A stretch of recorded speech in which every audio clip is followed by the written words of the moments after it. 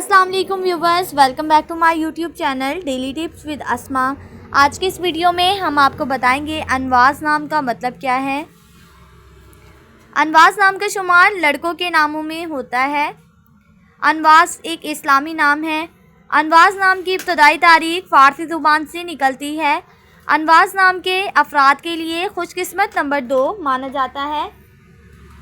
माहिरीन के मुताबिक अनवास नाम के लड़के बहुत खुश मिजाज होते हैं। अनवास नाम का मतलब है रोशनी और उजाला।